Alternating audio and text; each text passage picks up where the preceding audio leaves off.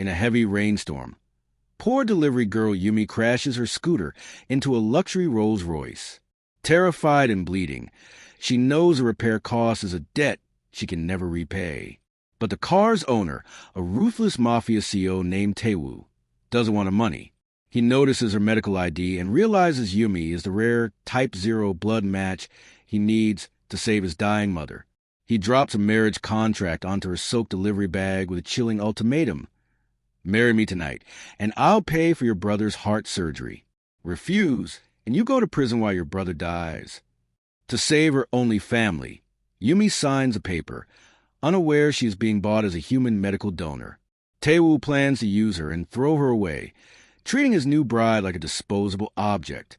But Taewoo has made a massive mistake. He doesn't know that Yoomi is a secret financial genius who will soon save his empire from ruin. Most importantly, he fails to realize that Yoomi is the same guardian angel who saved his life from a fire 10 years ago. By the time he discovers her secret, he will have broken the only heart that ever loved him, and he will spend the rest of his life begging for her forgiveness.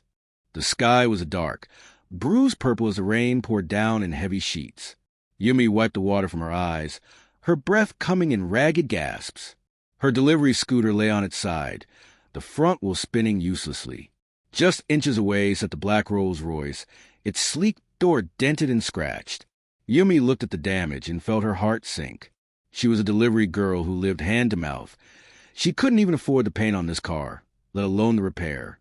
The back door of the car opened, and Taewoo stepped out. He didn't use an umbrella. He stood in the rain, his expensive suit soaking through, looking at Yoomi with eyes as cold as ice. He didn't look at his car. Instead, he grabbed Yumi's wrist, pulling her arm toward the glowing light of his phone. He saw the medical ID bracelet she wore, the one that marked her rare blood type. Type 0, Taewoo whispered, his voice cutting to the sound of the storm. You are coming with me. Before Yoomi could scream, Taewoo's guards forced her into the back of the car. Within minutes, they arrived at the city's largest hospital. Yoomi was terrified, thinking she was being taken to a private prison. But as the elevator doors opened, she saw her younger brother, Miho, being wheeled down the hallway on a stretcher. He was pale, hooked up to machines that were chirping a warning. He is dying, Yoomi, Taewoo said, standing behind her like a shadow. His heart is failing. He won't survive the night without the surgery I've already paid for. Taewoo held out a fountain pen and a stack of papers. It wasn't a bill for the car. It was a marriage contract. He told her clearly that if she signed the papers, the doctors would start the surgery immediately. If she refused, he would stop the payment, and her brother would be left to die in the hallway. Yoomi looked at the contract and then at her brother's closed eyes.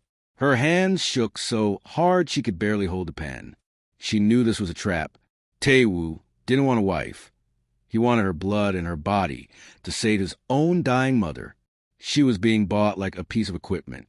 But as the doctors shouted that they were losing Miho's pulse, Yoomi didn't hesitate anymore. She pressed the pen to the paper and signed her name in messy, blurred ink. As the nurses rushed her brother into the operating room, Taewoo took the contract and tucked it into his jacket. He looked at Yoomi not with love, but with the cold satisfaction of a hunter. You belong to the Baekho Syndicate now, he said. The debt of blood was sealed, and Yumi's life as a free woman was over. The black gates of the Baekho mansion swung open like the jaws of a giant beast.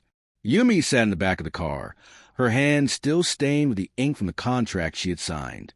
The house was a fortress of white marble and glass, sitting high on a hill overlooking the city.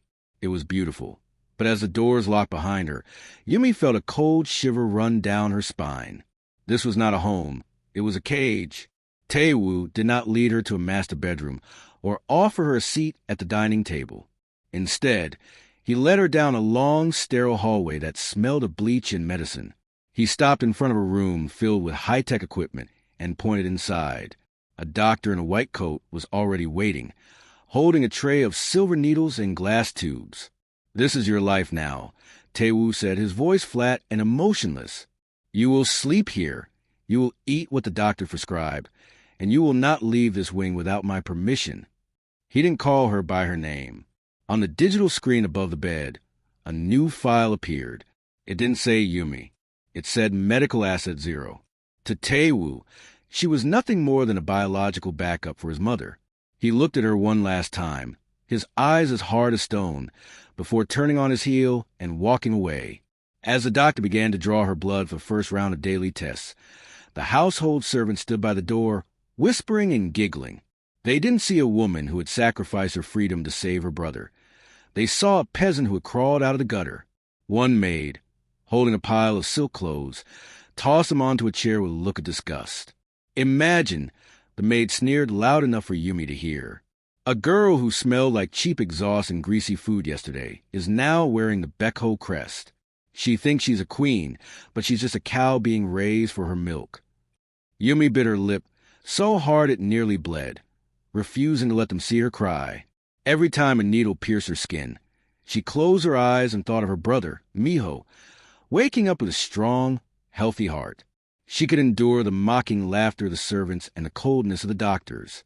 She could even endure the way Taewoo looked right through her, as if she were made of glass.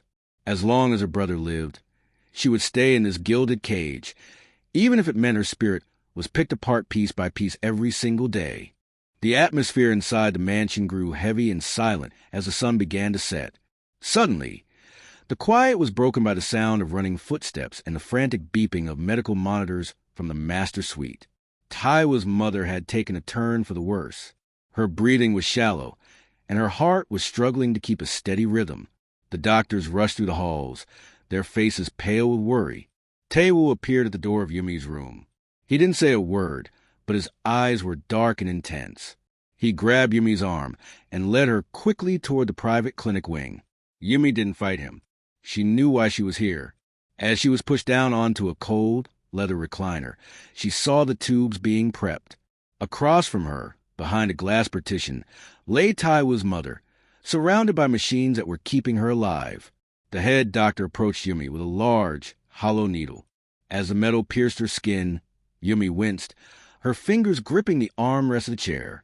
She felt the warmth leaving her body as her blood began to flow through the clear plastic lines, moving toward the woman who needed it to survive.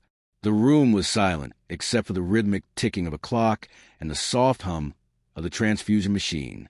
Taewoo stood by the window, watching the process.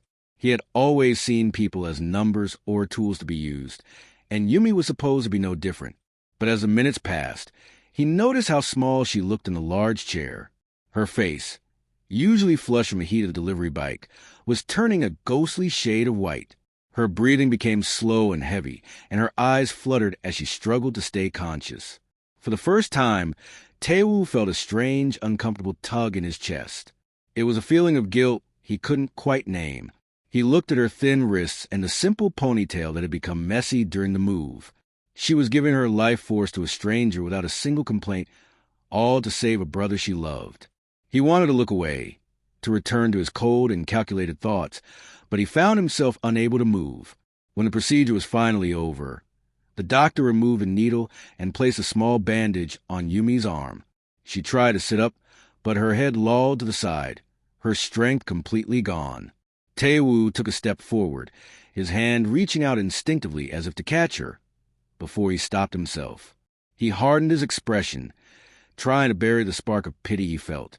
He told himself she was just an asset he had paid for, but as he watched her sleep in that cold room, he knew deep down that he had taken something precious from her that money could never replace.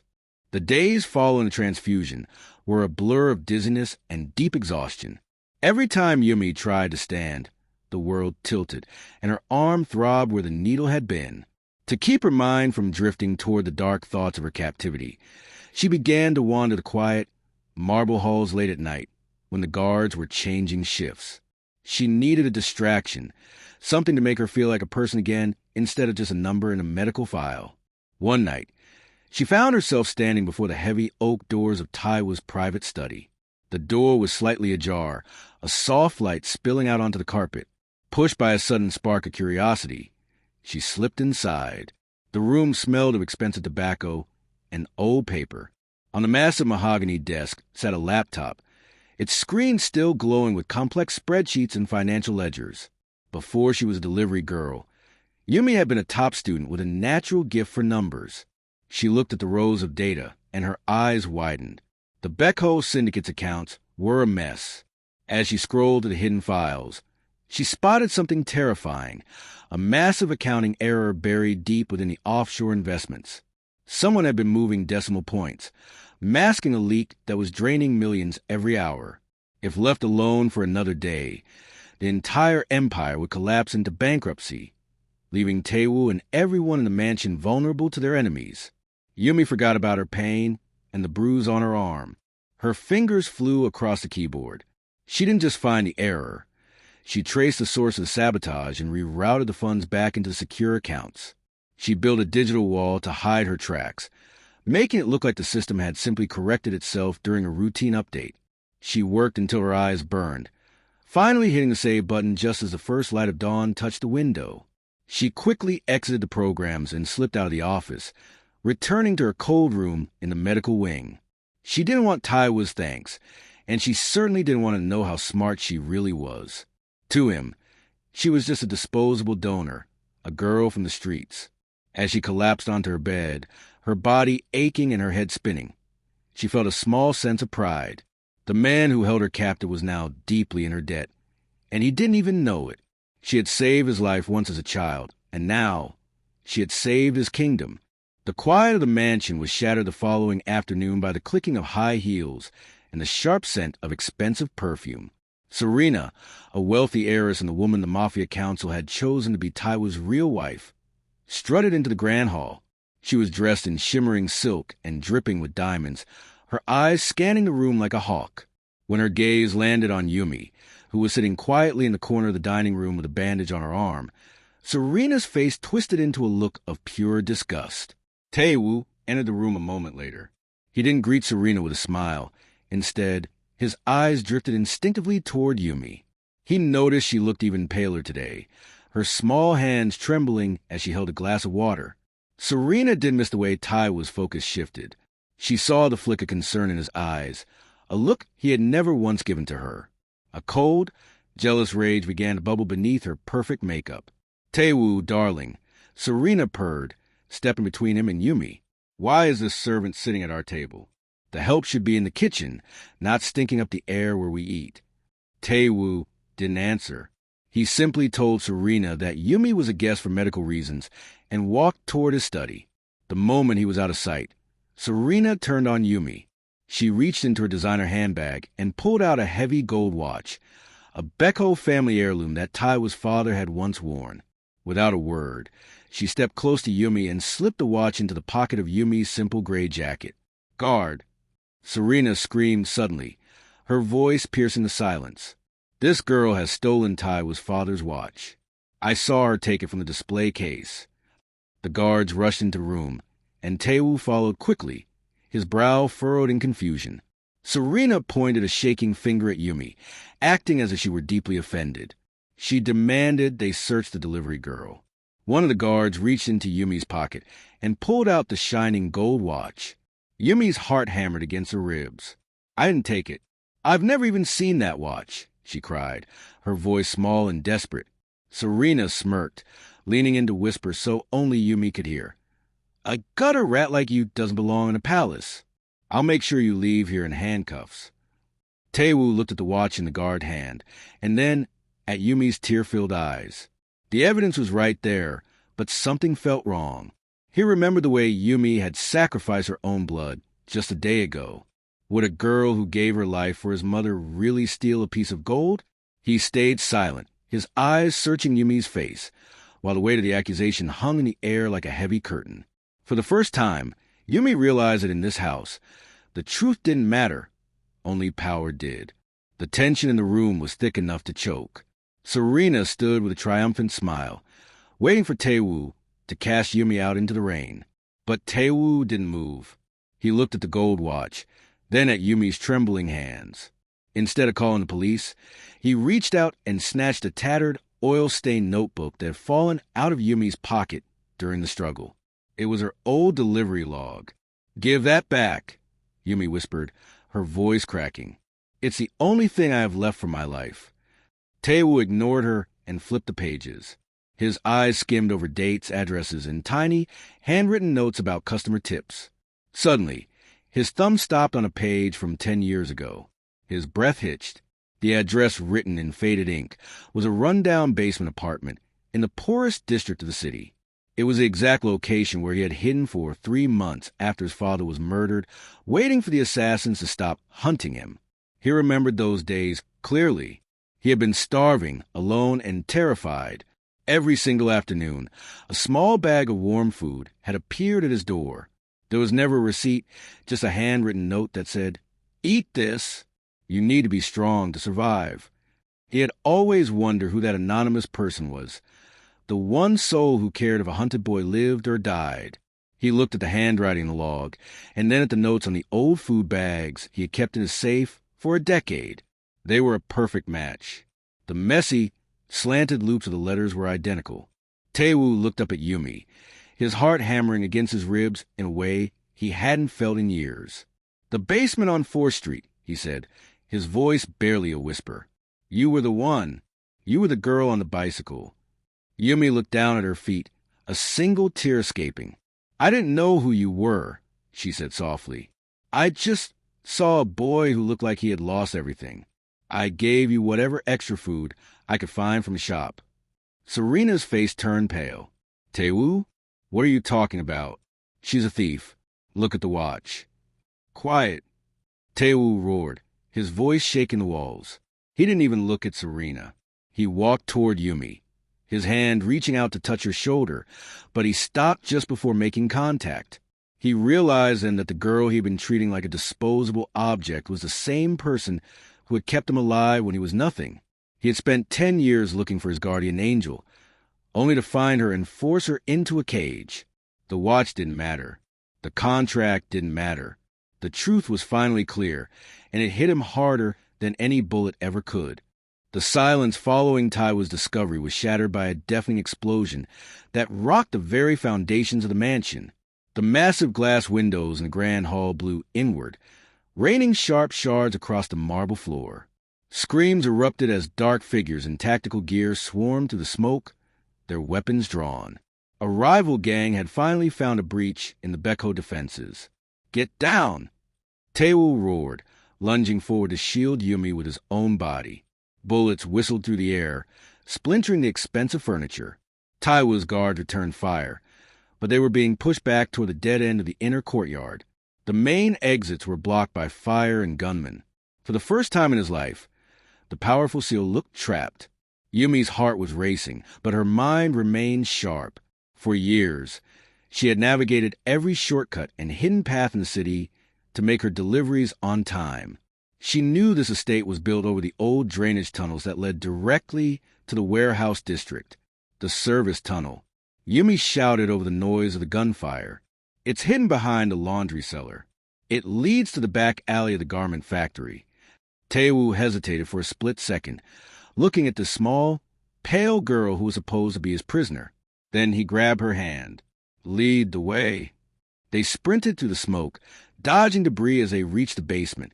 Yoomi threw open a heavy iron grate that most people ignored. As they emerged into the rain-slicked alley behind the mansion, a black SUV was waiting to cut them off. The driver of Taewoo's car had been hit, and the vehicle sat idling. "I'll drive," Yoomi said, jumping into the driver's seat. Taewoo barely had time to buckle his seatbelt before she slammed the car into gear. What followed was a chase that defied logic. The rival gang's cars roared behind them, but Yoomi didn't stay on the main roads. She drove the heavy SUV through narrow gaps, over sidewalk curbs, and down steep pedestrian stairs that she had mastered on her scooter. She knew exactly which alleys were too tight for the larger chase cars and which traffic lights changed first. She drove with a calm, steady hand, her eyes locked on the road. When a car tried to ram them, she swerved perfectly, sending the attackers crashing into a wall of trash bins. Within minutes, the sound of pursuing engines faded into the distance. She pulled the car into a hidden, quiet garage under a bridge. Her hands finally started to shake as she turned off the engine. Taewoo sat in the passenger seat, his chest heaving. He looked at Yoomi, this girl who had been mocked by his servants and treated like a tool by him. She had just done what 50 armed soldiers couldn't. She had saved his life again. "You're more than a delivery girl," he whispered, his voice thick with a mix of shock and respect. Yoomi didn't answer. She just leaned her head against the steering wheel, her brave front finally cracking as the rain hammered on the roof. Yumi's fever finally began to break, but she remained in a deep, heavy sleep. As the morning light filtered through the curtains, Taewoo noticed something he had missed during the chaos of the night. A thin, tarnished silver chain had slipped from beneath Yumi's collar. Hanging from it was a small, heart-shaped locket, dented and scorched at the edges, as if it had survived an intense heat. Taewoo's breath hitched. His hand trembled as he reached into his own pocket and pulled out a small piece of metal he had carried for 20 years. It was a jagged half of a silver heart, blackened by soot. He carefully leaned over and held his piece against the locket resting on Yumi's chest. The broken edges clicked together perfectly. They were a single soul, split in two. The memories he had buried for years came rushing back like a flood. He remembered the night of the orphanage fire, the screams, the thick black smoke, and the feeling of the ceiling collapsing. He had been a small, terrified boy trapped under a fallen beam. Just as he had given up hope, a girl's face had appeared through the flames. She wasn't much older than him, her hands bleeding as she clawed at the wood to pull him free. She had dragged him through the fire, her own clothes catching sparks, and pushed him out of a window into the cool grass. Before the teachers could find them, she had handed him half of her locket. "Keep this," she had whispered, her face covered in soot. "As long as you have it, you aren't alone." Then she had disappeared back into the smoke to help others. Taewoo stared at Yumi's pale, sleeping face. The realization was almost too much to bear.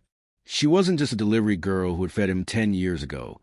She was the little girl who had literally pulled him out of the grave when they were children. She had spent her entire life being his shield, saving him over and over again, while he had spent his time treating her like a nameless tool to be used.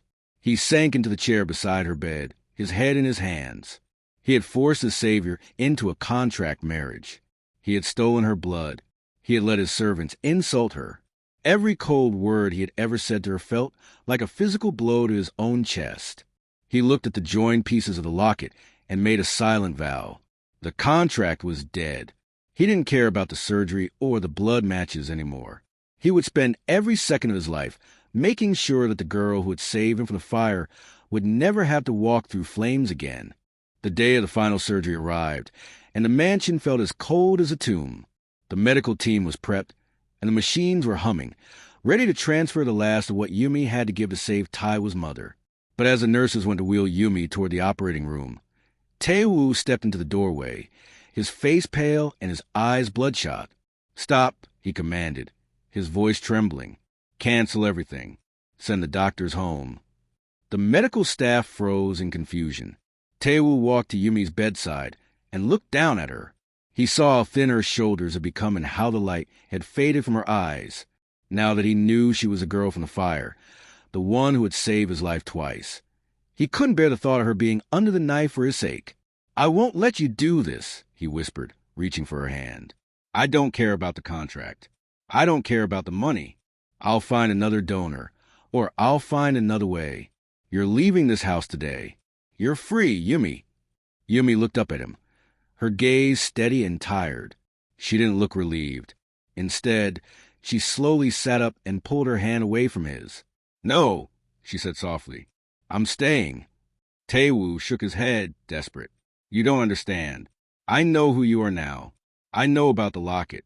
I can't let you risk your life for me again." "This isn't for you, Taewoo," Yoomi said, her voice growing stronger. "This is for my brother. You kept your word.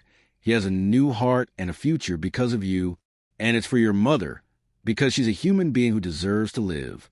She looked at the marriage contract sitting on the nightstand, the paper that had turned her into a prisoner. "If I walk away now, I will always be the girl you bought. I will always owe you.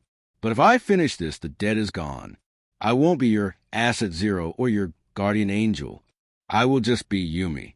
I want to be free of you, Taewoo. And the only way to be free is to fulfill my promise." Taewoo felt a sharp pain in his chest, worse than any physical wound. He realized that by trying to own her, he had made her hate the very idea of being near him.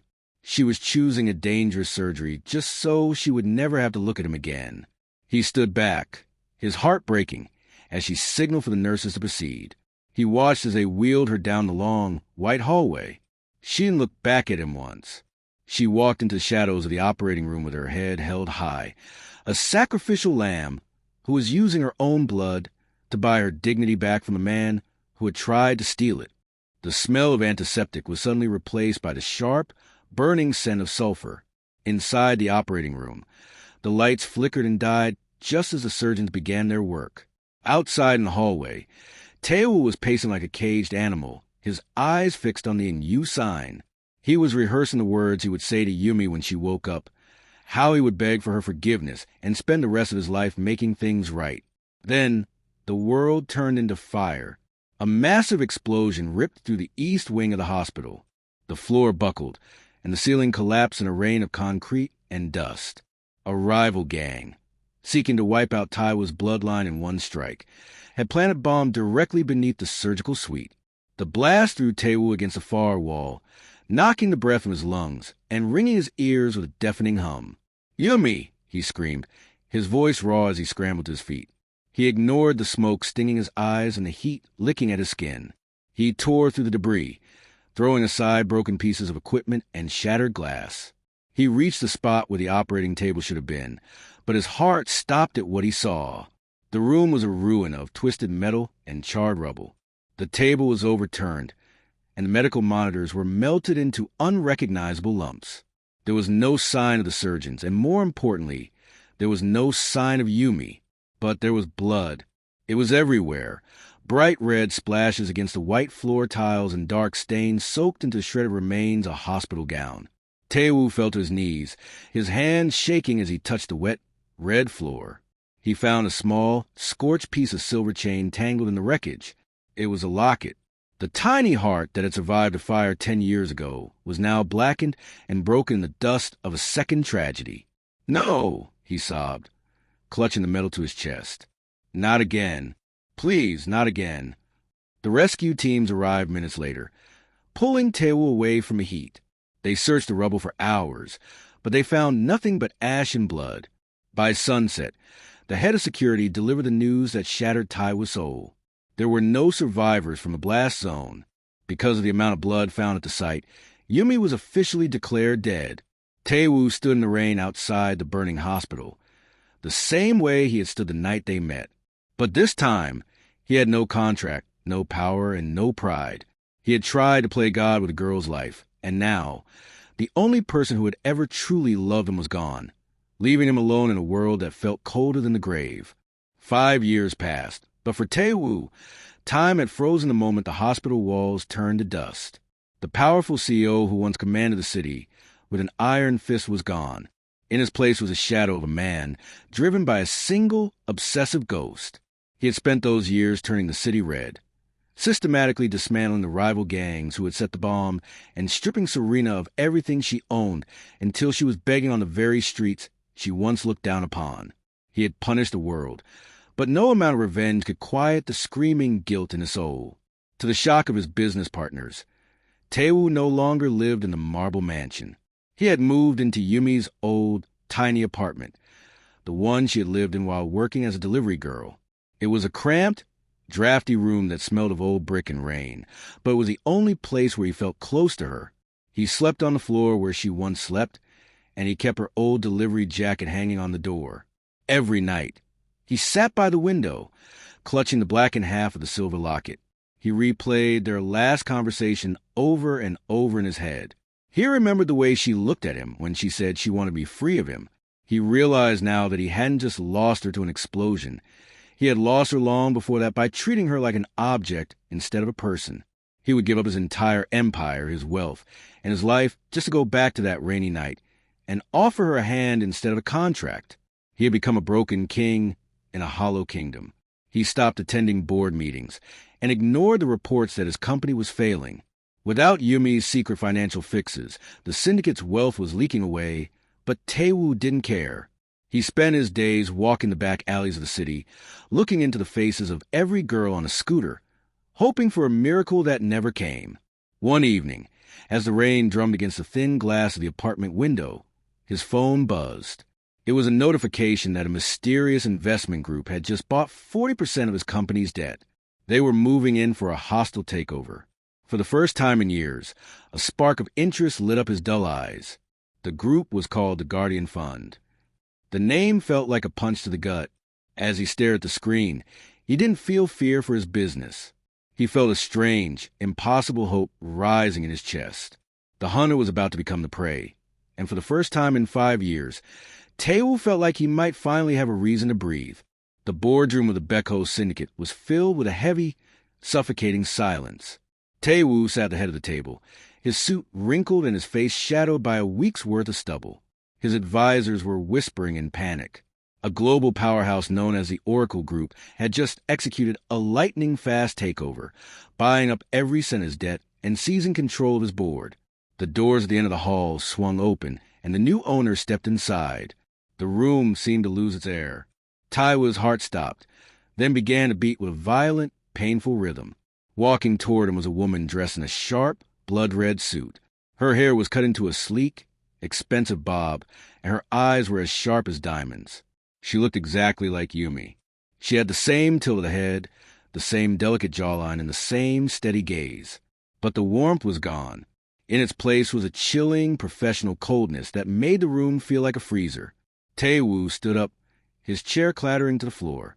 "Yoomi," he whispered, his voice trembling with a mix of terror and joy. "You're alive? I knew you were alive." The woman didn't stop. She sat down at the opposite end of the table and opened a sleek laptop. She didn't look at him with love, or even with the hurt he expected. She looked at him as if he were a bug she was about to crush under her heel. "My name is Claire Vance, CEO of the Oracle Group," she said, her voice smooth and devoid of any emotion. "And you must be Mr. Beck. I'm here to discuss the liquidation of your failing assets." "Stop it," Taewoo pleaded, stepping toward her. "I don't care about the business. Yoomi, I spent 5 years looking for you. I lived in your apartment. I kept your locket. Please look at me." The woman finally looked up, her expression completely blank. "Mr. Beck, I have no idea what you are talking about. I grew up in London and have spent the last decade in the European markets. I have no past in this city, and I certainly don't know anyone named Yoomi." She leaned forward, a small, cruel smile touching her lips. "I am not your guardian angel. I am the person who just bought your life. Now, sit down so I can show you how much you've lost." Taewoo sank back into a seat, his soul crushed. She had her face, her voice, and even the same way of tapping her fingers on the table when she looked at numbers. But she was a stranger. She was a brilliant, wealthy queen of finance who looked at him with nothing but professional disgust.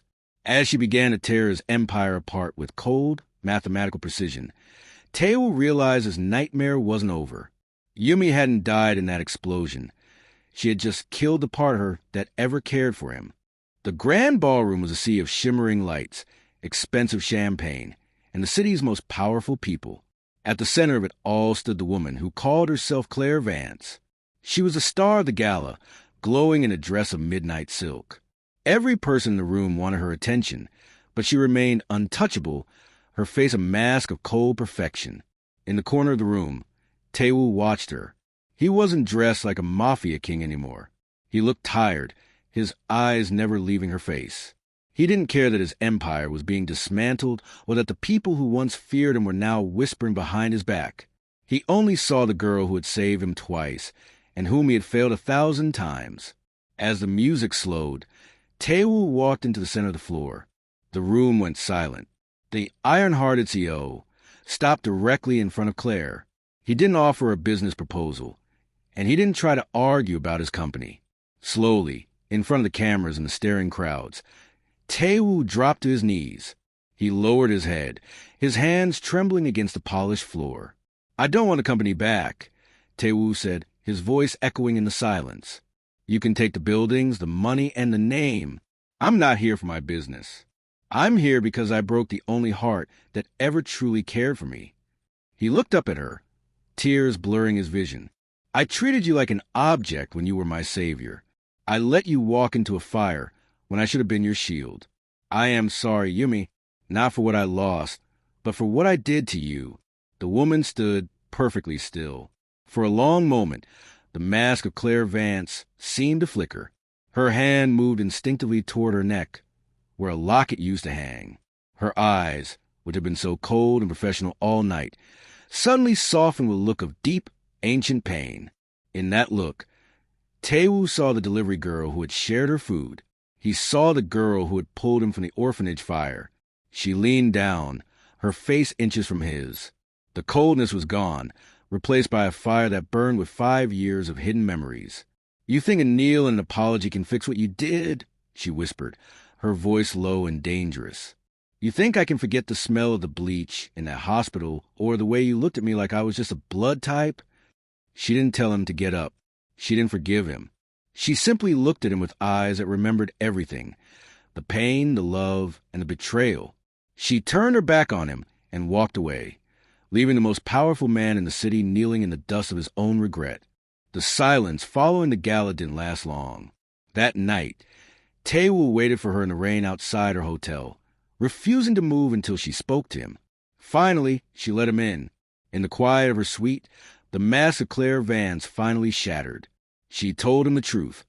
How the blast had thrown her into a laundry chute, how she had been rescued by a secret contact from her brother's hospital, and how she had spent 5 years in London using her financial brilliance to build a fortune for one reason: to destroy the man who had treated her like a spare part. "I wanted to see you lose everything, Taewoo," she said, her voice trembling as she paced the room. "I wanted you to feel the cold, the hunger, and the fear I felt every time a needle entered my arm. I wanted to be the one to sign your life away." Taewoo didn't defend himself. He simply handed her a folder. Inside were the deeds to every property he owned, his resignation from the syndicate, and a trust fund for a brother that had been growing for years. "You've already won, Yoomi," he said softly. "I've spent 5 years living in your shadow. I'm not the man who wrote that contract anymore. That man died in an explosion with you." Yoomi looked at the papers and then at the man before her.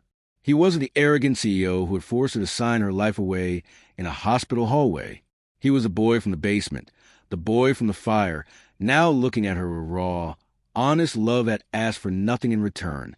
She realized that while she had spent 5 years building an empire to crush him, he had spent 5 years destroying his own ego to deserve her.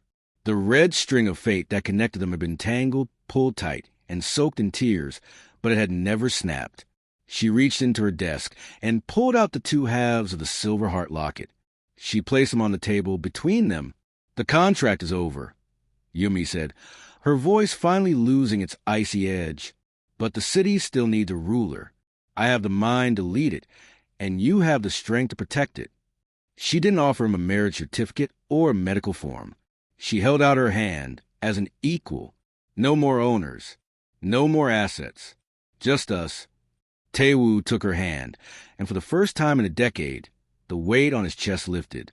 They stood together at the window, looking out over the city lights. They were no longer predator and prey, or master and servant. They were a new kind of power, a partnership built on the ashes of the past, ready to rule the future as one.